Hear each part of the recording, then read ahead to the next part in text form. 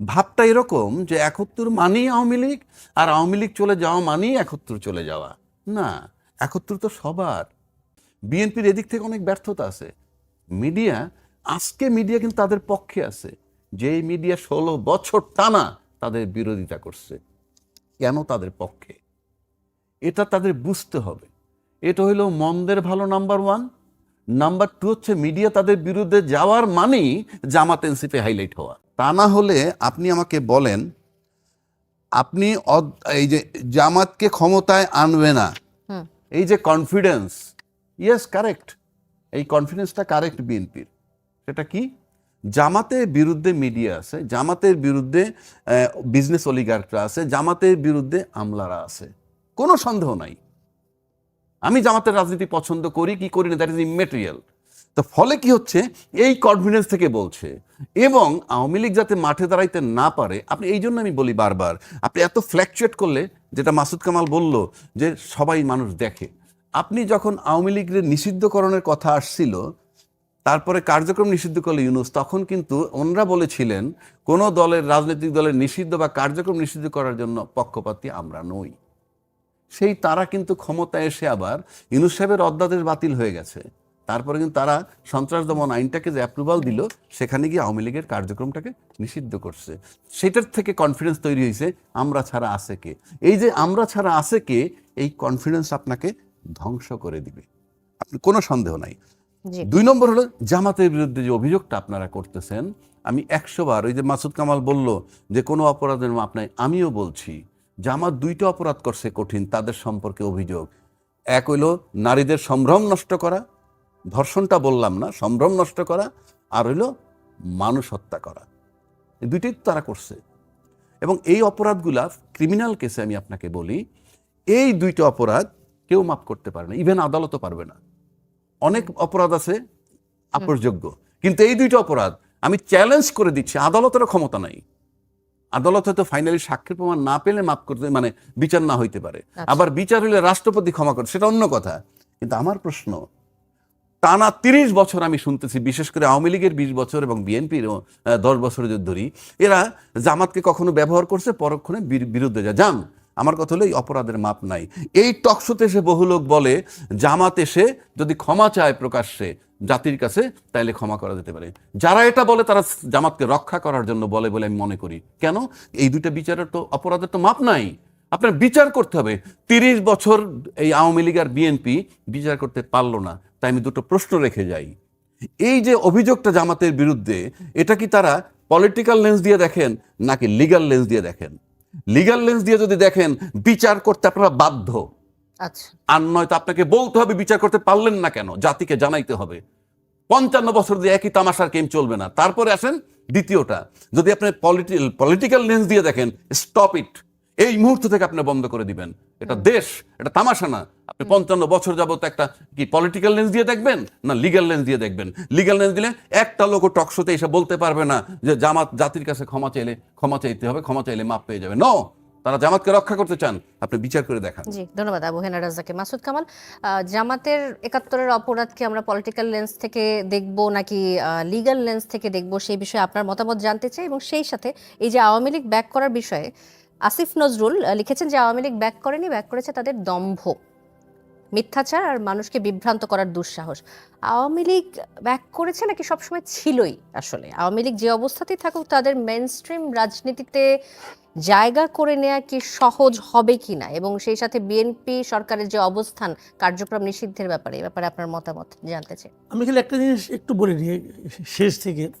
আসিফ নজরুল সাহেব ইউনিভার্সিটির টিচার, শিক্ষিত মানুষ, লেখাপড়া জানেন। উনি বলেছেন যে ব্যাক করেছে তাদের 3টা কথা, তার মধ্যে শেষটা হলো মানুষকে বিভ্রান্ত করার দুঃসাহস। এই মানুষকে বিভ্রান্ত করতে দুঃসাহস লাগে না তো, একজনকে বিভ্রান্ত করবেন এটা সাহস লাগে নাকি? দুর্বল লোকরা পারে, এটা মিথ্যে কথা বলে আপনাকে বিভ্রান্ত করে দিল। আপনি বিভ্রান্ত, এর জন্য সাহসের কোনো দরকার নাই। এখন প্রশ্নটা হলো কি, যাক এটা আমি একটা মানে ভাষাগত কথা বললাম। নর্মালি আসিফ নজরুল সাহেব যে কথাটা বলছেন, এ কথাটার প্রথম অংশ কিন্তু ভুল না, যে আওয়ামী লীগ ফিরবে কেন। আওয়ামী লীগ তো আছে, আওয়ামী লীগ এই দেশে আছে, দেশের প্রত্যন্ত অঞ্চলে আওয়ামী লীগ আছে। আওয়ামী লীগের সাধারণ মানে অনেক নেতাকর্মী দেশে আছে। প্রশ্ন হচ্ছে, যদি আপনি আওয়ামী লীগটা এই 15 বছর যাদের হাতে ছিল, যারা আওয়ামী লীগের নামে শাসন চালিয়েছে, অত্যাচার চালিয়েছে, নির্যাতন চালিয়েছে, তাদের মধ্যে কিন্তু মোটামুটি সবাই দেশ ছেড়ে পালিয়েছে এবং তাদের কোনো সমস্যা হয় না। তারা যেখানে গেছে খুব ভালো আছে, অর্থনৈতিকভাবে ভালো আছে, টাকা পয়সা মানে অপরিমেয় অর্থ লুটপাট করে তারা চলে গেছে। তো মাহফুজ সাহেব যাই বলুক না কেন, মাহফুজ আলম সাহেব, আমি মনে করি যারা এরকম লুটপাট করে গেছে এই দেশ থেকে, যদি তাদেরকে আপনি আওয়ামী লীগ ধরেন, সেই আওয়ামী লীগ আসতে পারবে না আমার ধারণা। এখন পর্যন্ত আমি মনে করি পরবর্তীতে বিএনপি কীভাবে দেশ চালাবে তার উপর অনেক কিছু নির্ভর করবে। কিন্তু শুনেন, অন্তর্বর্তীকালীন সরকার যদি দেশটাকে ভালোভাবে চালাইতো না, আওয়ামী লীগ তো মানুষ ভুলেই যেত। কিন্তু অন্তর্বর্তীকালীন সরকার আওয়ামী লীগের চেয়েও খারাপ চালাচ্ছে দেশটাকে। ডক্টর ইউনূস সরকার প্রধান হয়ে যেভাবে নিজের কাজগুলি করে নিছে, ভাই এটা তো কোনো উদাহরণ হয় না। আদার হাইকোর্ট থেকে 666 কোটি টাকা কর ফাঁকির রায় দিছে। সে রায়ের পরে তারা মনে এসে ওই বিচারিকার লেখে না, সে বিব্রত বোধ করে নিজের সবগুলি মামলা উঠাই নিছে যে ভাই বোনি, নিজের প্রতিষ্ঠানের নামে আপনার সুবিধাগুলি নিয়ে নিছে। তো এইগুলো দেখে শুনে শেখ হাসিনার এক পিয়ন ছিল, সে 15 বছরে 400 কোটি টাকা চুরি করছে। আবার এক উপদেষ্টা দেখলাম, তার এক এপিএস, সে 3 মাসেই 300 কোটি টাকা কামাই আনেছে। তো এগুলো যখন ঘটছে না, মানুষ কিন্তু কম্পেয়ার করছে, এবং কম্পেয়ার করছে বলেই এই যে আওয়ামী লীগ আসছে এই ধরনের কথা আসছে। বিএনপি গভর্নমেন্ট ক্ষমতায় আসছে 3 মাস, তো এরা থাকবে 60 মাস। দেখেন, মাত্র 20 ভাগের 1 ভাগ হয়েছে। বিএনপি কিভাবে দেশ চালাবে তার উপর অনেক কিছু নির্ভর করবে। বিএনপি যদি মন্দভাবে দেশ চালায়, আওয়ামী লীগের প্রত্যাবর্তন কেউ ফেরাতে পারবে না, কেউ না। আবার বিএনপি যদি ভালোভাবে দেশ চালাইতে পারে, তাহলে মানুষ আওয়ামী লীগের মনেও করবে না, ভাববে কি দেশটা ভালোভাবে চলতেছে, তাহলে আমি আবার ওটার মধ্যে যাই কেন। আচ্ছা, হিসাবটা হলো এই জায়গায়। ধরেন আপনার 1 মাস আগে একবার মাথা ব্যথা করছিল, হয়তো অনেক মাথা ব্যথা করছিল, কিন্তু আজকে যে আপনার পেইনটা উঠছে, হেডেক যেটা আজকে যেটা হচ্ছে, আপনার কাছে কিন্তু আজকেরটা ইম্পর্টেন্ট। আপনি কিন্তু 1 বছর আগে এটা ভুলে গেছেন না ভাই। কাজে এখন যদি আপনার মাথা ব্যথা না হয়, তাহলে আপনি 1 বছর আগে ভাববেন যে ওটা আমি আর চাই না, এরকম বলবেন। কিন্তু আপনি যদি এখন কন্টিনিউয়াস মাথা ব্যথার মধ্যে থাকেন, তাহলে বলবেন কি আগে বরং আমি ওষুধ খাইছিলাম ভালো হয়েছিল, এখন তো ভালো হচ্ছে না। আচ্ছা, আওয়ামী লীগ রাজনৈতিক দল হিসেবে এখন যে হুটহাট ঝটিকা মিছিল করা, অনলাইনে আওয়াজ তোলা, এর বাইরে আমরা আসলে খুব একটা সরব দেখিনি এই এখন পর্যন্ত আওয়ামী লীগকে। বিএনপি জামাত নিষিদ্ধ না হয়েও 17 বছর আসলে আওয়ামী লীগের বিরুদ্ধে রাজনৈতিক প্রতিরোধ গড়তে পারেনি। এখন আওয়ামী লীগের কার্যক্রম যদি নিষিদ্ধ থাকে, তাহলে তাদের ফেরাটাকে আপনি কিভাবে দেখেন? যদি আমরা সরকার দলীয় কাজের প্রভাব ওগুলোর বিবেচনাটা বাইরে রাখি, তাহলে আওয়ামী লীগ একটি রাজনৈতিক দল হিসেবে তাদের ফেরার সম্ভাবনা কতটুকু? সম্ভাবনা আমি দেখি আছে, সম্ভাবনা আছে। দেখেন, এই সরকার অন্তর্বর্তীকালীন সরকারের ওই অধ্যাদেশটাকে আইন বানিয়েছে। অধ্যাদেশটা কি ছিল বলেন তো? অধ্যাদেশটা ছিল হলো সন্ত্রাস বিরোধী আইন। সন্ত্রাস বিরোধী আইনে একটা সংশোধনী। সন্ত্রাস বিরোধী আইন কিন্তু এটা হাসিনা মানে ওই সরকারই করছে, ওটাকে আমরা কালো আইন বলতাম। সেই কালো আইনটাকে অন্তর্বর্তীকালীন সরকার একটু সংশোধন করছে। সংশোধন করে সেখানে ব্যক্তির সঙ্গে সত্তা যোগ করেছে। সত্তা যোগ করার অর্থ হলো, আগে ব্যক্তিকে নিষিদ্ধ করা হতো, এখন আপনার দলকেও করা যাবে, এইটুকু করেছে। কিন্তু এর চেয়ে বেশি কিছু কিন্তু করে নাই। সেই সংশোধনের আলোকে তারা বলছে আমরা আওয়ামী লীগের বিচার করব আইসিটিতে। ঠিক আছে, যতদিন এই বিচার চলবে ততদিন আওয়ামী লীগের রাজনৈতিক কর্মকাণ্ড বন্ধ থাকবে। বিচারে যদি আওয়ামী লীগের পক্ষে রায় হয় না আওয়ামী লীগ রাজনৈতিক দল হিসেবে নিষিদ্ধ হবে না, তাহলে আওয়ামী লীগ চলে আসবে। এটা তো আইনগত ভাবেই আসতে পারে, এটা তো আইনগত ভাবেই আসতে পারে। আইনগত আসে। আমি আপনাকে বলি একটা কথা, এটা বলাটা হয়তো বলবেন যে আমি কি জ্যোতিষ নাকি। আমি জ্যোতিষ না রে ভাই। ধরেন হাইপোথেটিক্যাল কতগুলি বুঝতে হবে। ধরেন এই সংসদে যদি এটা যদি বাতিল করে দিত, মানে বিএনপি গভর্নমেন্ট, মানে রতন ভাইরা যদি বলতো না এটা মানি না, তাহলে কি হইতো জানেন? এই জামাত এবং এনসিপি তাদের পেয়ে বসতো, বলতো ওই যে তারা একটা স্লোগান দিত না যে নৌকার ধানের শীষ 1 সাপের থেকে 2 সাপের 1 বিষ, এগুলি বলে তারা মাঠ গরম করতো। তো ওনারা ট্রিকি হয়েছে একটুখানি। ট্রিকিটা কি? ওই অধ্যাদেশটাকে মেনে নিছে, মেনে নাও ভাই আইসিটিতে যাবে। আর আইসিটি যদি বলে যে না সংগঠন হিসেবে আওয়ামী লীগকে নিষিদ্ধ করার দরকার নাই, তখন ওনাদের কেউ বলতে পারবে না, ওরা বলবে, ভাই আমি তো কিছু বলি নাই, আদালত বলছি। আচ্ছা আমার ধারণা এরা এই লাইনে যাচ্ছে। সরি, আচ্ছা এটা আমার আচ্ছা আচ্ছা, আমি উত্তরটা নেই কামরুজ্জামান আমার রতনের ধারণা কাছ এই থেকে। লাইনে যাচ্ছে। জি ধন্যবাদ মাসুদ কামাল। কামরুজ্জামান রতন, আপনি এই প্রসঙ্গে কি বলবেন? আসলে কি ট্রিকি হচ্ছে নাকি বর্তমান সরকার? এখন আমি তো একটু সবসময় কিন্তু সত্য কথাটা বলার চেষ্টা করি আর কি। তো টিকি হয়েছে না ওনাদের মতো উপদেষ্টারা বিএনপিকে টিকি হওয়ার জন্য উপদেশ দিচ্ছে, সেটার তো একটু ফাইন্ডিংস থাকা উচিত। করেন যেটা নেন, অসুবিধা নেই। প্রথম উত্তর। আচ্ছা, আমাকে একটা প্রশ্ন নেন, করেছিল সেটাও মির্জা follow করতে ফখরুল পারেন নাকি? মির্জা ফখরুল বলছেন যে ধর্ম নামে রাজনীতি হবে না। তো আমি তো আমার রাজ্জাকি ভাইয়ের একটা প্রশ্নে যদি জামাত থাকতো, জামাত এই প্রশ্নের উত্তরটা দিতে চাইতো। যেহেতু এখানে জামাত নেই, আপনি এখানে একটা কথা মানে প্রশ্ন করছেন, দুইটা অপরাধ তারা মাপ পাবে না। এটা হলো একটা সম্ভ্রমহানি মানুষ হত্যা। আর মানুষ হত্যা। তো এইখানে জামাত হয়তো থাকলে একটা ব্যাখ্যা দিত, ওই ব্যাখ্যাটা আমি দেবো? সেটা কিন্তু জামাতের পক্ষে চলে যেতে পারে। না, সেটা আপনার ইচ্ছা। সেটা আমি বললাম না অন্য না, aspect-এ, যে অন্য এটা নিয়ে আমরা আসপেক্টে কেন- না, আমি আপনাকে ওদের বলি ওরা থাকে এই ব্যাখ্যাটা দিত। যেহেতু আপনি বলছেন ধর্মটাকে কখন আমি টেনে নিয়ে আসি, যখন আমার নৈতিক মানে আদর্শগত দিক থেকে আমি সাফিসিয়েন্ট মনে করি না। জনগণ এই দেশে মানুষ সংখ্যাগরিষ্ঠ মানুষ, জি, মুসলমান। আপনি প্রয়োজন মনে না, করেন? হ্যাঁ, যখন দেখবেন সংখ্যাগরিষ্ঠ যে মুসলমান, তাদেরকে কিভাবে হিপনোটাইজ করে বা ধর্মটাকে কিভাবে ইউটিলাইজ করে আমি একটা সর্বোচ্চ আমি ব্যবহার করতে পারি। তো সেইখানে ওনার উত্তরে মানে সম্ভ্রমহানি আর হত্যা মামলার হত্যার পরে আল্লাহ ওদেরকে মাফ চাবে না, আমরা কিন্তু এইখানে না।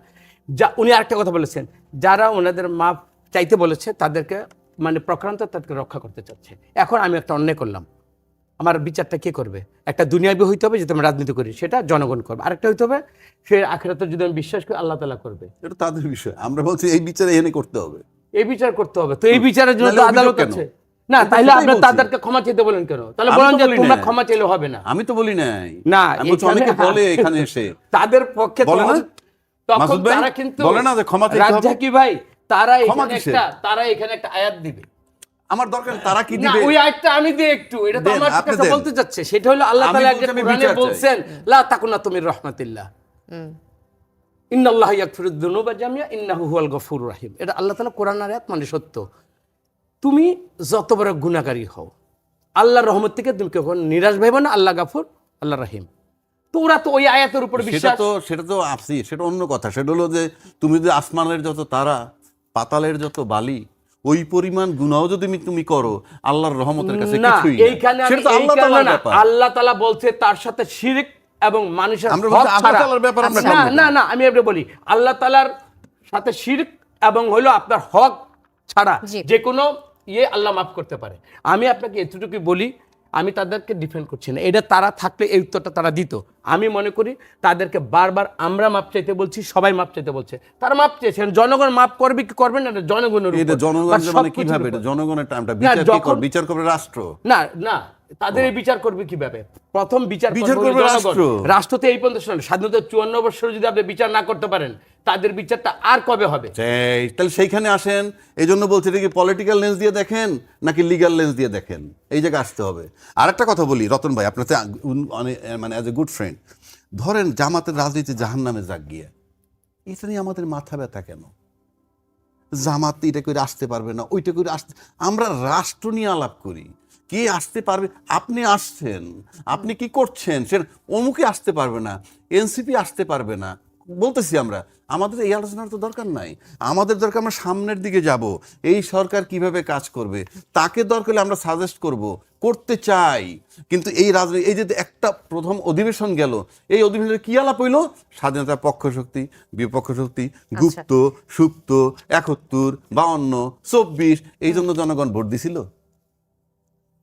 জি, কামরুজ্জামান রতন, আপনার আমি কাছে তো যে আলোচনা না, ছিল, রাজ্জাকি ভাইকে আমি যে বলি, সংসদে কি আলাপ হবে, তো সবার তো পার্সোনালি তো একটা নোটিশ দিতে পারে যে এই এজেন্ডার উপর আমি নোটিশ দেবো। 71 হতে পারে, 301 বিধিতে, সবগুলো তো আমার বিধান আছে। তো জি। হ্যাঁ, উনি বলতে পারে যে এই পয়েন্টের উপর কোনো আলোচনা হচ্ছে না। তো এই আলোচনার জন্য জামাতকে তো তারা তো একটা সিট নিয়ে 72 বা 78 একটা সিট নিয়ে তো আসছে, এনসিপি তো আসছে।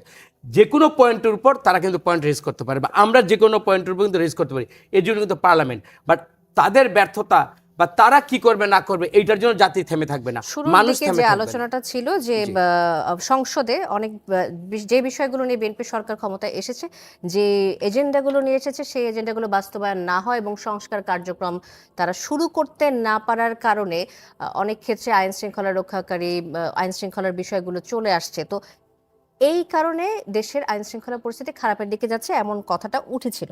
সেই প্রসঙ্গ ধরেই আবু হানা রাজ্জাক, আমি যদি ভুল না করি, কথাটা আবার তুলেছেন। এই বিষয়ে আপনি না, কিছু যোগ করতে চান যেটা কিনা? সংস্কার বা যেই জিনিসগুলো এখন আলোচনা হচ্ছে না বা ওই আলোচনা ব্যর্থ হওয়ার কারণে আইন শৃঙ্খলা অবনতি, এটার সাথে আমি একমত নেই। জুলাই সনদ বা সংস্কারের যে আলোচনা হবে, এই 3 দিন আগে কিন্তু আমার সরকার আবার কিন্তু রিপিটেডলি তাদেরকে এই জুলাই যেটা অমীমাংসিত সাংবিধানিকভাবে এবং আইনগতভাবে যেটা আমাদের করতে হবে, তাদের কিন্তু আবার কিন্তু আমন্ত্রণ জানিয়েছে এবং আগামী 7 তারিখ থেকে আবার নির্বাচনে বসছে, মানে সংসদ বসছে। সুতরাং আমি মনে করি আলোচনার দ্বার এখনো খোলা এবং আলোচনার মাধ্যমে একটা এখন তো রাস্তা আমাদের আছে। তো এখনই এক শঙ্কা অনাস্থা এই জিনিসটা আমি এখন আমি আপনার একটু যোগ করি। জি। স্বাধীন বিচার ব্যবস্থা আপনি চান, আমি চাই, উনি চায়। স্বাধীন বিচার ব্যবস্থার প্রথম শর্তই হইল একটা পৃথক সচিবালয়। সেই সচিবালয়টা কিন্তু হয়েছিল, সেটাকে কেন বিলুপ্ত করা হইল এবং তাদের কর্মকর্তা কর্মচারী আইন মন্ত্রণালয়ের অধীনে ন্যস্ত করা হইল?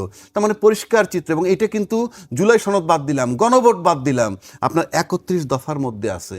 সেটা আমরা বিলুপ্ত করলাম কেন? আমি কিভাবে তাহলে আস্থায় নিব? আমি বিচার বিভাগকে যখন নির্বাহী বিভাগের আস্থায় নিতেছি, তখন আমার বারবার ইউনূস সাহেবের কথা মনে পড়ে। ইউনূস সাহেব বলছিল ছাত্ররা আমার নিয়োগকর্তা, বলছিল, সবাই জানি আমরা, ছাত্ররা আমার নিয়োগকর্তা। আজকে বিচার বিভাগের এই সচিবালয়টা বিলুপ্ত করার মানে হচ্ছে এই যে নির্বাহী বিভাগ যেখান থেকে হাঁটবে, সেই মন্ত্রী, যে কোনো মন্ত্রী যখন কারো পাশ দিয়ে হাঁটবে বিচারালয়ের, বিচারক তারা দেখলি মনে উনি আমার নিয়োগকর্তা। সেটাকে দূর করতে এই একটা কাজ শুধু করেন, আমি নিশ্চিত করে বলতে পারি বাংলাদেশ 80% ঠিক হয়ে যাবে। এবং এটা না করার মানেই হচ্ছে এই যে দুর্নীতি চলমান থাকবে, মানবাধিকার লঙ্ঘন থাকবে। কেননা এই যেমন মানবাধিকার কমিশনটা আমরা অ্যালাউ করলাম না করে কোনটা করলাম, 2009টা ফেরত আনলাম। 2009টা কিন্তু শেখ হাসিনার করা। তার মানে পরিষ্কার একটা চিত্র আমরা পাচ্ছি এই যে এই দেশে দুর্নীতি চলমান থাকবে, কেউ করে চলে যাবে, আবার কেউ এসে করবে, এই ধারাবাহিকতা বজায় রাখবে। এবং আজকে পর্যন্ত 5ই আগস্টের পরে বিন্দু মাত্র সংস্কার হয় নাই। ধন্যবাদ কোনো আবু হেনা বিষয় রাজ্জাক। ছিল না। কামরুজ্জামান রতন, আমি আমি আপনার কাছে আসবো একই প্রসঙ্গে যে আপনারা আসলে সংস্কার কার্যক্রম নিয়ে এত বিলম্ব করার কারণ কি, এবং সেই সাথে আইন শৃঙ্খলা পরিস্থিতিও যে খুব ভালোর দিকে যাচ্ছে তা তো না। আমরা আসলে কোন বিষয়টাতে দেখছি যে সরকার ফোকাস করছে? সরকার সচেষ্ট থাকবে আইন শৃঙ্খলা উন্নতির জন্য, এটা আমি দৃঢ়ভাবে বলছি। একেবারে উন্নতি হয়ে গেছে বা একেবারে সফলতা চলে আসে তো আমরা বলিনি তো। যেখানে অব্যবস্থাপনা বা যেখানে একটু আইনশৃঙ্খলা অবনতি হচ্ছে, সেটাকে কিন্তু কিভাবে সংশোধন আকার এটা প্রতিকারের জন্য কি কি স্টেপস নিলে করা যায়, এগুলো কিন্তু সচেষ্ট। এটা চলমান প্রক্রিয়া এবং এটা কিন্তু হবে, আমি আশাই করব।